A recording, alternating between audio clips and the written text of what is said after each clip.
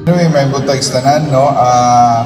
Vice Mayor Dodo Malimanyang, councilors present, department heads, DILG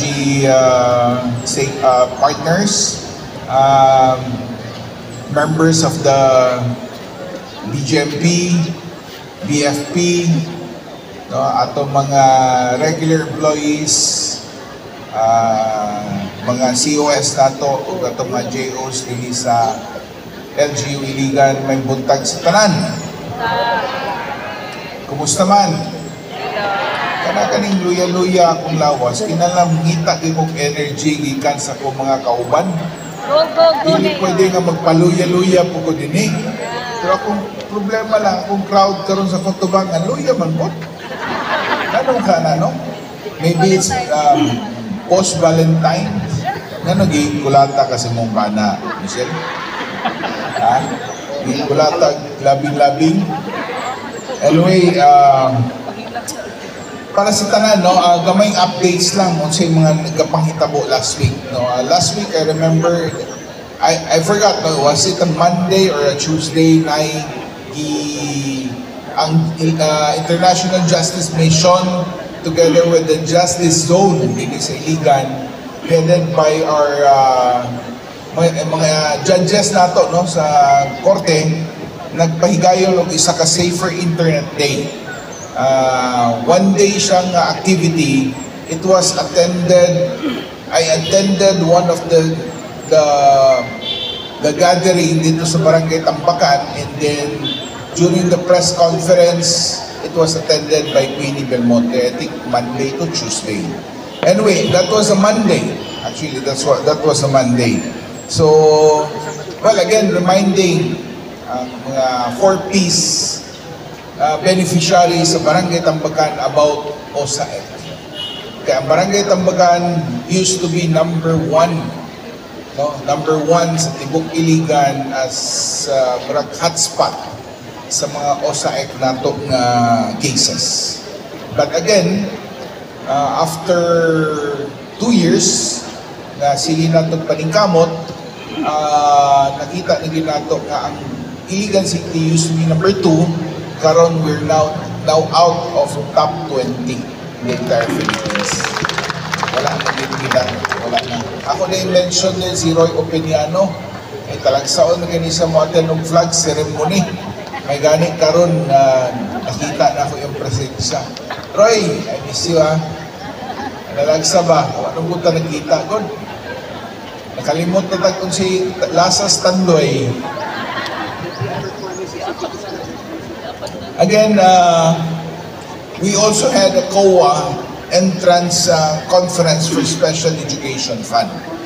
That was held in my office. Well, it was attended by members of DepEd as well as the COA team in charge din.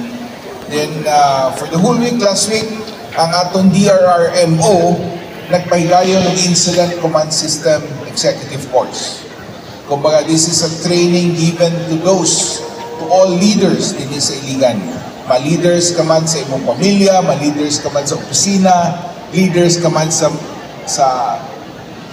Tibok Syudad sa Iligan, masinasa ka, or if you're a leader in your own right, you will be invited. So during that meeting, you learned a lot, no, about the incident command system. No? Isa mura ni siya kurso. That's why we're focused sa training karon sa atong DRRMO, training sa na to in case, no, na ay mga problema nga moabot, dili ta mabulaga. Unlike Sendong, I remember during Sendong, I was one of the active, no, nga councilors ganitabang ka Mayor Cruz kaniadto. Nakita gyud nato nga grabe ta ka disorganized when Sendong hit us. So hoping with all this regular trainings given to members of the community, kabalo na ta mo react in kaso na mga insidente o mga disasters nga sama niya na may tabo dito sa tuwa. So also last week, good news ni siya sa mga pagsugod nato actually sa atuang paghinay-hinay og tukod og mga housing para sa atuang mga sendong survivors. Kasugod kani sa usa ka two-story tenement housing sa May Vista Village nga atong gi-groundbreak. Not only groundbreaking, nakita nato dito gasugod na sila construction. So that is a two-story. And ang atong active na HRO head na si Roque together with Betsy Salsos na muy gatutok nini. It was also attended by Marlene Yang, the chairman for the committee on infra. No, finally, no, for the first time nahitabo kaning TV sa Iligan. And not only that, in case I forgot to mention this last week, di ba, nag-sign na po taong agreement with DSWD. Nung finally, the CSAP fund, again, will be used, no, together, it will be used, finally be used, kasi during our 2025 budget, no, for this year's budget, ato nang gibutangan og labor, sige tawagan eh?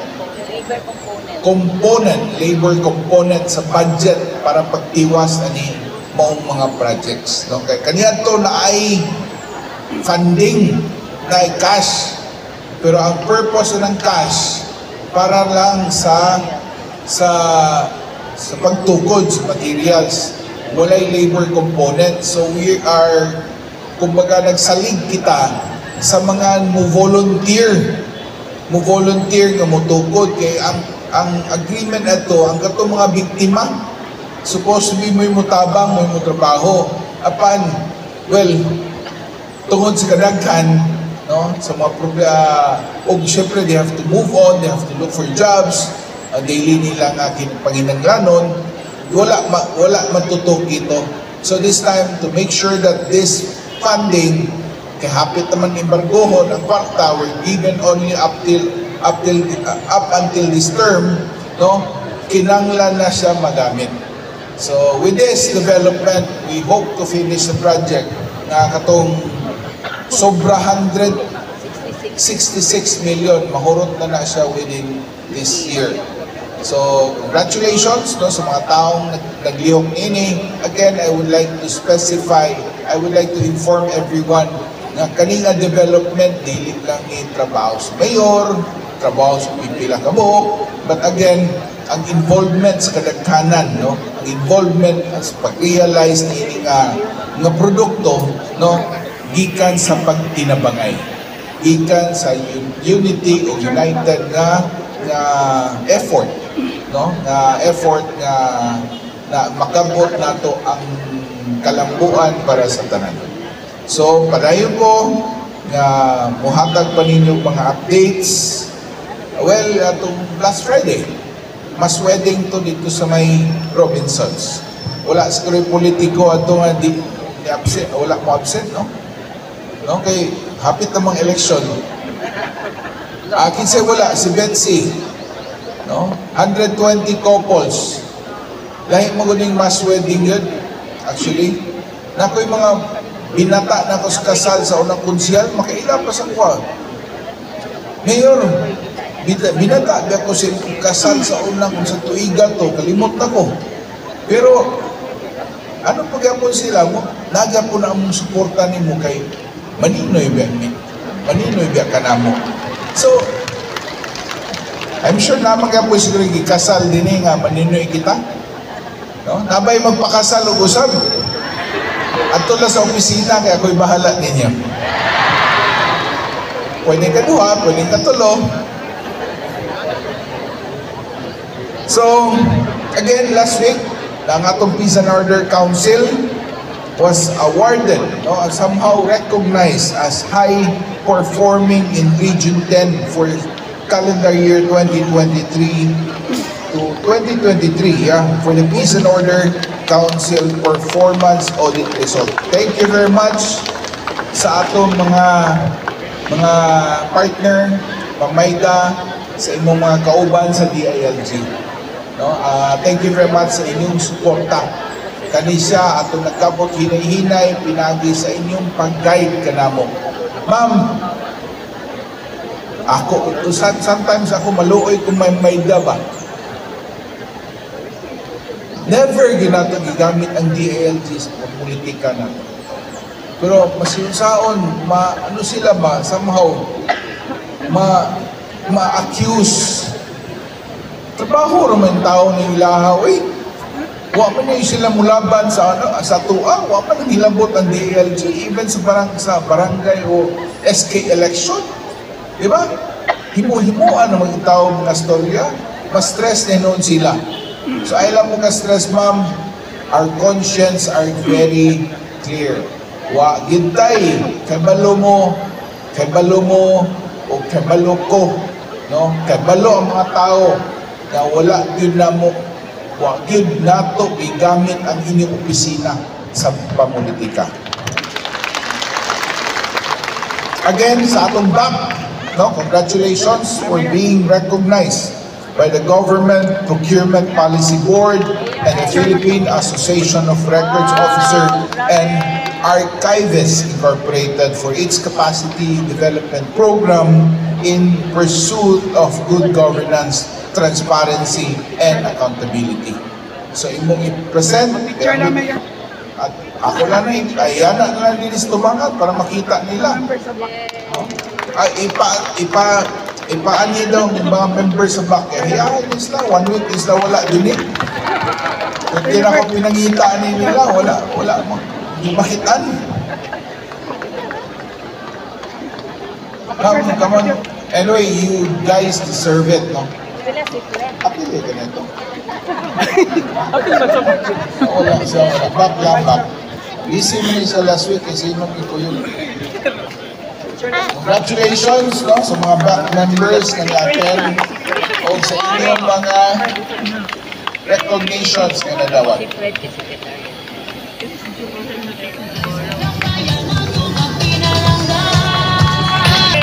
Congrats! And again, last Friday, was it Friday? Last Friday, na-attend ko sa first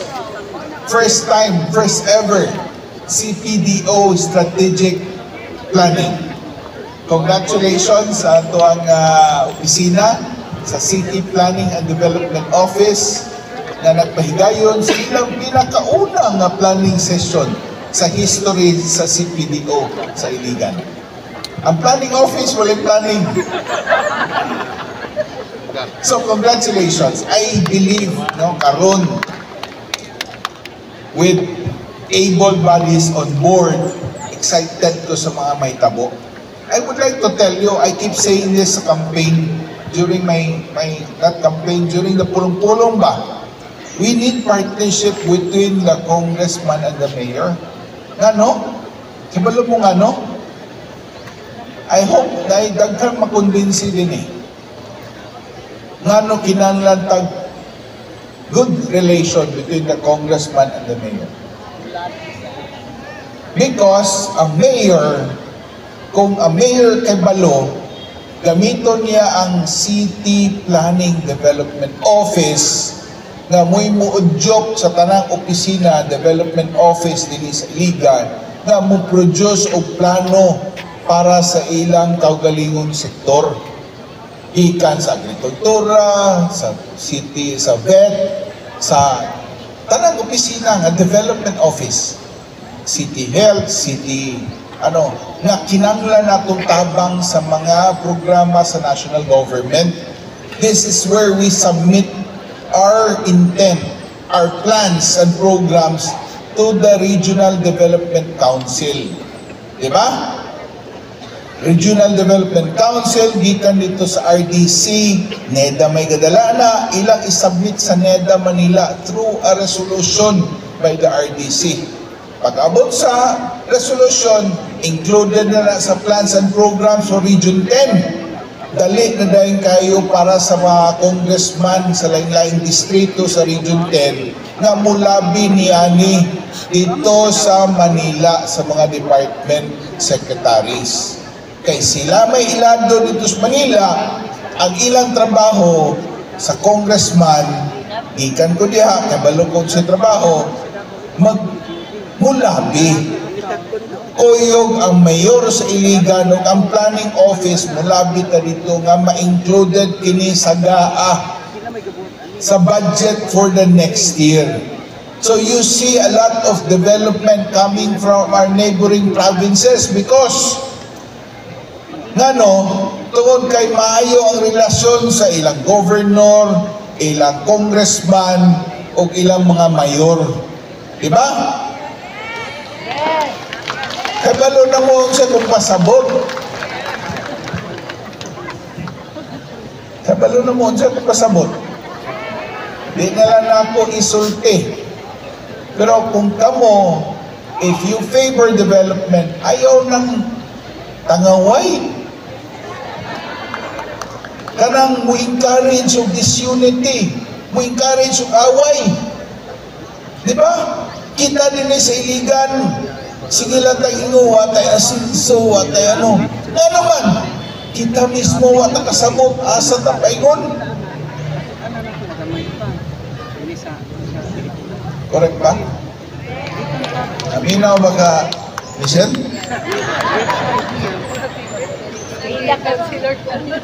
That's why, let's take this opportunity to work together. No? Mo na yun mag-usap ta tanan, let's be united, let's work together. Maplasta rin nato tanan ang resulta nini is kalambuan nga dili lang mabati sa mga naa sa gobyerno apan mabati sa tanang sektor sa Iligan. Programa sa agrikultura nga dili lang taman sa hatag-hatag ug hayop. Kana yung development lagi klaro mga programa nga lagi tanan. Kay kung tanawon ta, ako chairman magyud ko sa EDC, Economic Development Council. Makita yun ako nga, di na po na ako ma-blame ang existing, no? I-exist na ito nga effort. Tungod kay, mao na mo gina. Diba? Kung tanawon na ito ang atong pangayo ikan sa national government, for the past 2 years na mayor ko, kita kanunay ulahi sa Region 10. Di man usahin maulahi kayo. Kaya na may kamigin. Gamay ba ang islas kamigin? Humana ba ilang development? Di ba? Pero kung tanaw na to overall, diha talupigon. Even during my time as a congressman. So, unsa may kinanglan nato, we need leaders, we need department heads na mo tutok. That's why I keep insisting, Darwin, together with your management committee, trabaho man nimo kay ikaw magay city administrator, striktuha ang atong performance rating. Kinanglan strikto ta sa OPCR, ITCR para mo trabaho tanan. Diba? Kaya kung wala tayo output, wala tayo nada. Diba? Kinsa may ganahan nga wala tayo nada kanunay. Diba? Ganahan, mamputang nga mga gwapo ta, mga gwapa kita. Diba? Para ganahan kita mo sayaw during the, 1 million rising. Kita mo gagawang mga babae nga nag-lead sa sayaw din itong last week ba? So, nakaunaw na ako. So anyway, that's the reality. What I'm talking about is what I have experienced. Kung ako nakita. So again, di paulahi tanan, no? Di paulahi, kaya pa natin buhaton with leaders, no? Manning our different departments, definitely we can achieve what we are destined to achieve. Kaya nato mga Iliganon, kamay laki sa atong mga tao din eh. We have the best university. Daghan ta mga graduates din nga mga may laki. Dili lang may laki, gwapo, gwapa pagid. na yung mga taga-Bukidnon o taga-Misamis Oriental ay magsukol ha. Inoon yun akong isulti. So, wala na pilaing isulti, no? Congratulations sa tanan. Salamat po kayo sa inyong contribution. Kinasing-kasing, no, na akong pasalamat sa tanan departments, no, especially ang atong host karong adlaw, CDLO, nga dako po kayo ang inyong contribution dinhi sa development sa atong syudad. So, to everyone, no, sa may nadia sa taas. Namay ni Sagit. Dagma. Nasiguro na ang Dagma. Kuyapan. Kembalo mo, talking about accidents. Ang problema na to sa Iligan, every day, police reports, 5, 6, naranang average na traffic accident every day. Kalabot sa motor, kalabot sa vehicles. So kinahanglan medyo ang atong implementation karon ang kinahanglan gitutukan, Darwin. No? If we need to hire more traffic enforcers, we have to. Kay lisod kayo, and we need traffic enforcers that are kanang trained. Dili ko nga pang display lang. Kinahanglan train sila o kabalo sila kung sa ilang dapat buhaton. No, we need to invest on traffic lights, which we already budgeted. No, and other things that will have to somehow minimize, no, the traffic incidents that are happening all over. So, di ano ko taman, good morning to everyone. Salamat again sa inyong presensya, Manbuntag, Asenso, Iliganon.